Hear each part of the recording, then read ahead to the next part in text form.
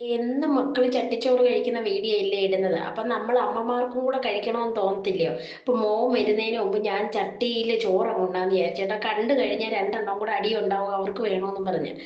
അപ്പൊ ഇതിന്റെ ടേസ്റ്റ് ഒക്കെ നമുക്കും കൂടെ ഇഷ്ടമല്ലയോ? അപ്പൊ പിന്നെ ഞാൻ വെച്ചെങ്കിൽ ഇവർ വരുന്നതിന് മുമ്പ് കഴിച്ചേക്കാം കേട്ടോ. ഞാനാണെങ്കിൽ ആ വിറകടുപ്പിൽ വെച്ച മീൻകറിയാട്ടോ. രണ്ട് ദിവസമായ മീൻകറിയാ. അപ്പൊ അതിനൊരു പ്രത്യേക രുചിയായിരുന്നു. ഞാൻ കുറച്ച് ചോറും എടുത്ത് അപ്പൊ ഇന്ന് പച്ച അരച്ച മീൻകറി വെച്ച് അതും ഇച്ചിരി ഒഴിച്ച് ഒരു കാന്താരി പൊട്ടിച്ച് അങ്ങോട്ടിട്ട് വെണ്ടയ്ക്ക മെഴുക്കുവരട്ടി.